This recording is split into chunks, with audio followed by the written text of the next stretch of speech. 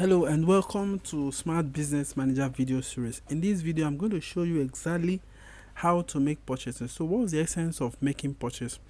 Purchase is actually a form of buying, right? So, but in everything that we do, we're supposed to take appropriate record of it, and that is why we need to pass through all our purchases from our suppliers through the system.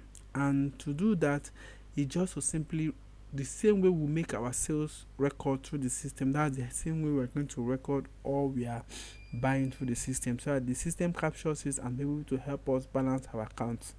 Right, to do purchase, you just come to billing, you will see purchase platform here, but because it's a frequently used item, you are going to see purchase here, right here on the what I call the dashboard, which is like our shortcut path. So once I click this purchase, it takes me straight to purchase. Now, during the sales, I talked about you having this thing to be here, or the focus be here or here, right? So if you want to use barcode to scan the product, you just click here and use barcode to scan. But if you want to search for the product manually, you just put it and search for the product you want, right? So let's say I want to search for reload, I could search for the product I want to enter here, right? And so once I do that, I'll be able to select the product. Immediately I click on the product I want, it takes me to where I put the quantity, and I simply just put the quantity I'm receiving for that particular product, and I could actually change the cost price, the price 1, price 2, price 3 of it. I could change the expiry date, I could even change the order level of it. Now, if the product happens not to be available on my system yet, so maybe it's a new product, so all I need to do is just to click this button here. Once I click this new button here, I could add the new product. Let's say I want to add tiles, that's the name of my new product. I could put it in capital letter like this, or I could put it in capitalized each one, tiles. Then I could easily put the category, I could put the shelf it belongs to, right? I could set the order level to 2 and I save, right? Once I click save, it goes into my system. Now I can actually select that particular product and call it tiles, right? Now I select, you can see the quantity, everything is 0. So I can add like 5. I can put the cost right, set the cost right. The cost right is 200 naira, so total is 1000. Now I have the price. Let's say the price I want to set is first price is 300, second price for other customers is 250, and for a very group of customer I want to give them another price of 220, right? So this could actually even help you to be able to fix prices for your different categories of customers. Then remember, there's this markup price. Let's say for instance I want to use a particular markup for these categories of customers, so I want the system to help me just estimate the markup I want to use. Let's say I want to use 50% for my price 1, I'll just fix it here, price 2 30%, and price 3 10%, right? So you can see the way it appears here. So I could just copy that and just for price 1 and put it there, so you can see how it works. So once I enter this 200 as the cost price here, I could see the price 1 is showing me 300. I could just enter it there. Price 2 is showing me 260, but you must not enter that particular amount. You can enter the amount that you sold more. That is just like a calculator. There's also a calculator. For instance, if this product that is 200, let's say it actually was 1000 in a pack, and a pack of 5, so I could just put the 1000 here. Yes, I want to know the price per unit. So once I put the pack quantity as 5, so it's going to give me 200. So I know it's 200 I'm dealing with, so I could easily just put the 200 here. That's the essence of it. Now, one of the most important things for you to do is to note who is supplying you. By default, the system puts in a name called default supplier, right? So but it's very essential for you to name who is supplying you the stock for easy accounting purpose. Now, especially for suppliers that might give you credit facilities, so you don't want those transactions to be left uncatered for, so you want to actually track it. So to track it, you can just come here and select the supplier and you can see how much you are owing the supplier at this particular time. So you're assuming this supplier is not available, right?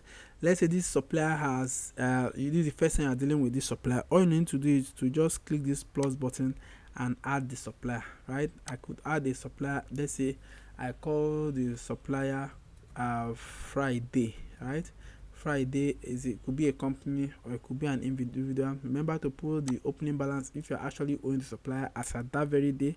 Then you put the allowance days, which is a factor of how long the supplier is giving you to pay. Let's say the supplier is giving you 1 week to pay, that's 7 days, you put 7 days. If the supplier is giving you 2 weeks, that's 14. Assuming this supplier is giving me 14 days, I just click OK and I've saved it. So the system automatically selects this supplier for me, right? So whenever all these transactions will go into this supplier's account. Remember also that this is the invoice number. You can decide to put in the invoice number, although the system will automatically generate an invoice number for you, so you don't need to worry about that. Then this is the invoice date, right? So you can actually change the date that you actually made this purchase, right?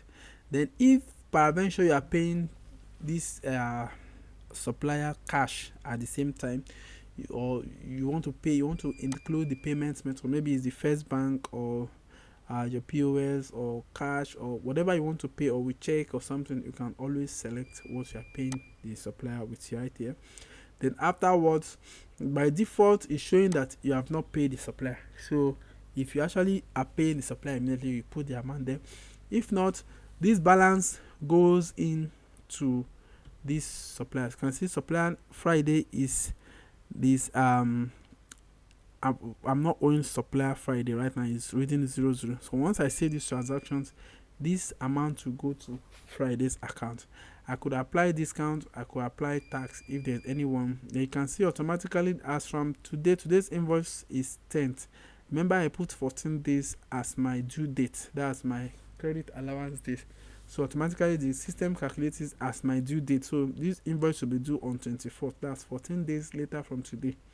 Now I can decide to just save these transactions immediately, or I could just decide to print this as an order. Let's say for instance I'm not receiving it yet, so I'm just sending as an order to my supplier. I could just click this print as order, so that to be able to print out a what would you call it, an LPO that I could send via mail or WhatsApp or whatever. To once I could click here, I could just save this particular purchase order and send on my supplier to supply. Once you supply, then I can now receive it properly, right? You can see this one is not carrying all the details, just carrying the price and the total amount, right? So that's just very straightforward and very easy.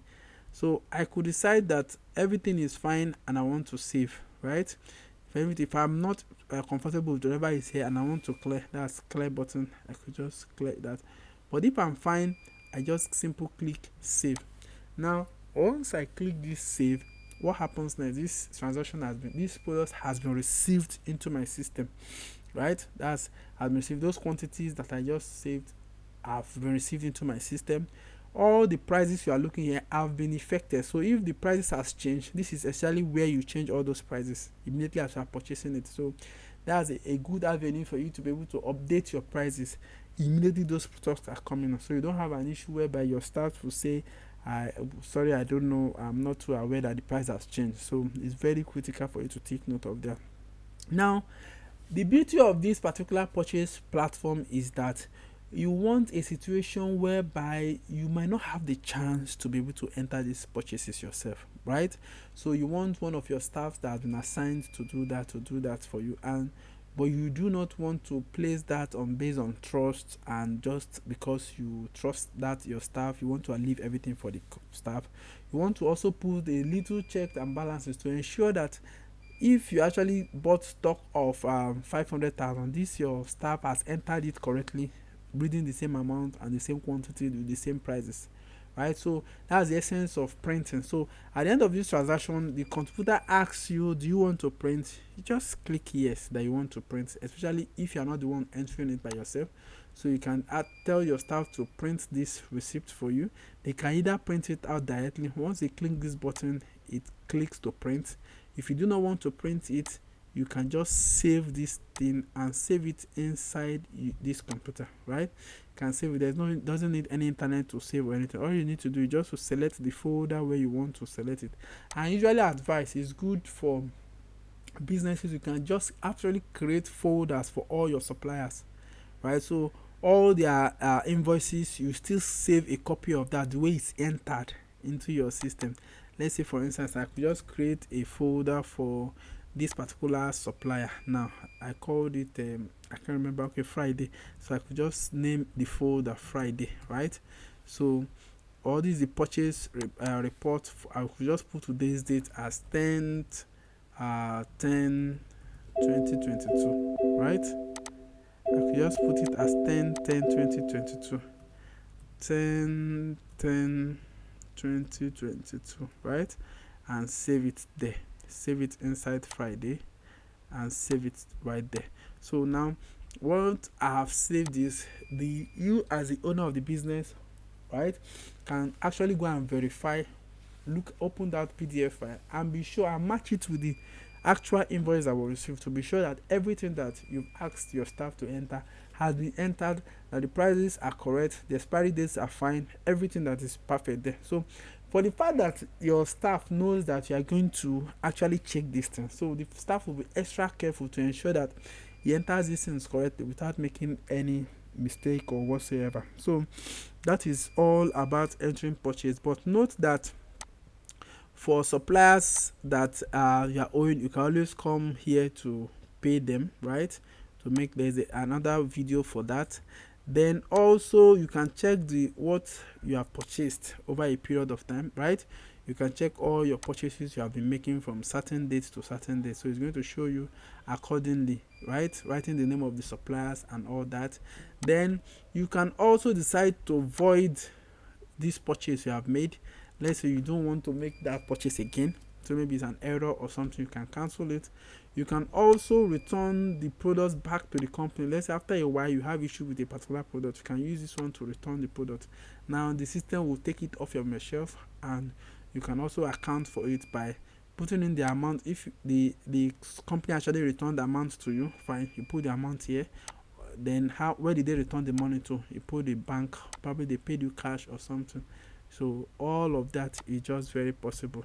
Now at the end of this purchase report, you are going to have, of course I told you have your purchase report, right? This purchase report is also here as a shortcut here, but beyond that, these purchases will still be reflected in your account. Like for instance, in your income statement, you're going to see all the purchases that you have made over the period of time, right? If you open your purchases, you can see your purchases, all your purchases are expenses, but you can see your purchases here. All the purchases you've made over a particular period of time will appear here, right? It will also appear in your smart income sheet. Though you do not worry about this, because I still have videos that will teach you about how to interpret and understand all these reports that you are seeing here. But just note that your purchases is very important in your reports, and that's why you should ensure that any product that comes into your store, no matter what the product is for, so long as it's being received, number one, it should be received by an invoice, and you should capture it in your system before you sell, because that is why we make sure that in your sales platform, if a product is reading 0, you cannot sell it, right? You cannot sell it, because that is not a proper accounting. You want to account for every bit of things that is in your business, and you want it to be very clean and transparent, and at the end of the day you will have a very successful business. Thank you for watching, and I hope to see you in the next video. Bye.